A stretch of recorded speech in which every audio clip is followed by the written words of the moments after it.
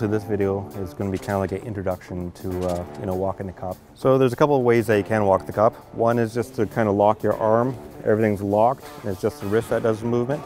Just a side-to-side movement. You can just do it like that. And basically, it's going to be very fine side-to-side movements. Basically, very fine side-to-side movements. So it's just everything's locked side to side. So the cup size I'm using is a size 12 cup. You can use size 8 cup. You can use size 10 cup. And the way it works is just you have more of a roll basically. It's kind of like tires on a vehicle. The bigger the tire, the more ground it covers. So the very fine ripple, the first technique here is the wrist is moving and the elbow is locked. So essentially for the next technique, rather than the wrist movement, only the rest is going to be locked, and it's going to be the elbow that comes in and out of the body that does all the rolling.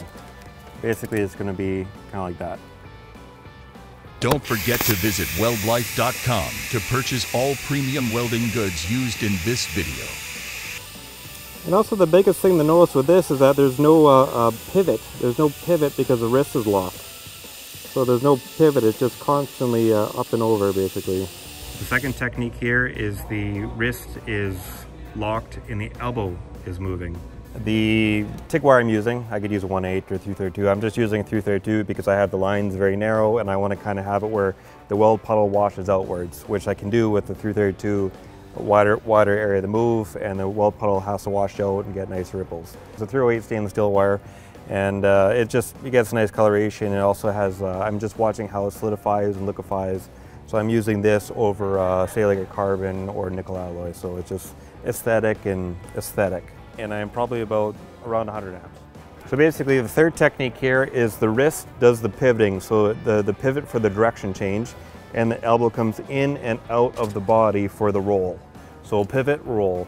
So now, one of our welders in Alberta, Canada, Pedro, he uses this particular technique from what I kind of gather. See, gorgeous welds. Anyways, so he'll do the pivot, and he'll kind of roll up at an angle, and then he'll pivot. So if you notice, it's a slight pivot, and then he'll kind of roll it. Before he does the full roll, he'll pivot again. And then he'll do another roll and pivot again, another roll and pivot again, another roll and pivot again. So it's always right here is the pivot and a slight downhill. Right here is a slight pivot downhill. It's not the full up, up, up. It's pivot, down, pivot, pivot. So it's a slight change of the technique.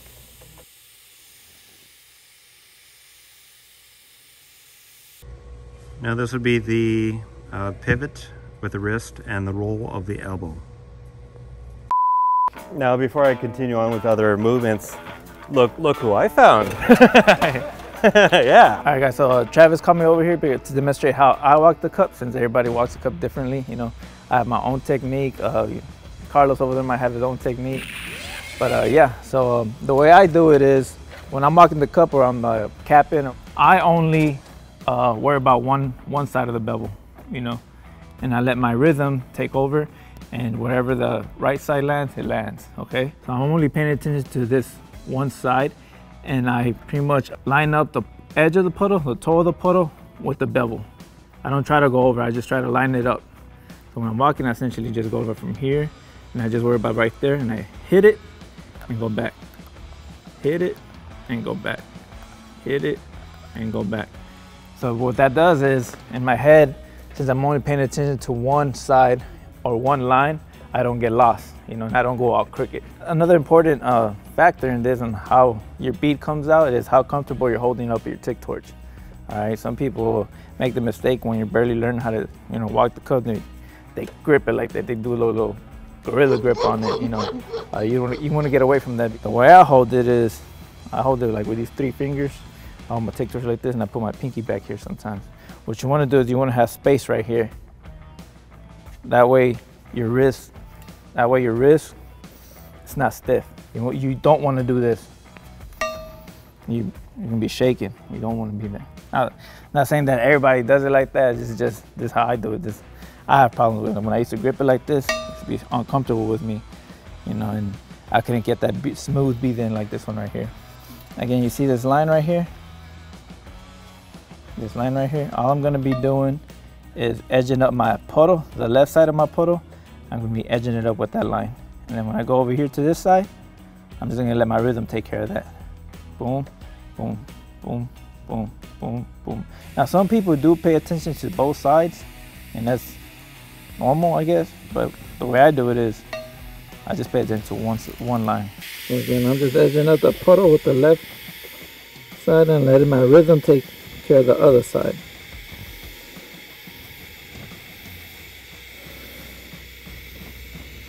Alright guys, bro, that's how I walk the cup and little things that I worry about when I'm walking the cup. I hope it helps y'all out.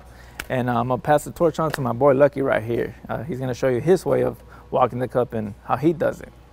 Hey guys, my name is Lucky. I'm going to show you guys how I walk the cup. So when you're walking the cup, you want to focus on your, I call it the bevel lines. I think I try to use what's more considered a rolling technique. So I go from here and I roll it. I use that the analogy of like walking a barrel. You just kind of walk it like this here. So I tend to do this here and I roll my wrist back and forth, not putting a lot of pressure, but just standing between the bevel lines and just, you know, just a light, consistent, steady walk. Also, you want to notice that you want to get a good, clear view of your cup and your tungsten. I like to stand to the side just so I can see what I'm actually doing. Once again, I'm just rolling it side to side. Not a lot of pressure on the handle. Just trying to keep that consistency going. A lot of times too, your rhythm is going to depend on how much heat you're running. Of course, if you're running a lot of heat, you're going to have to go a lot faster, and if you're colder, you're going to have to go a lot slower to spread that metal. So just what works for you, with your travel speed, as well as the way you're walking it. Hey there guys, thanks for watching. For the different welding techniques a person can use, there's a whole bunch of different variables a person can use to manipulate the weld puddle any which way they choose.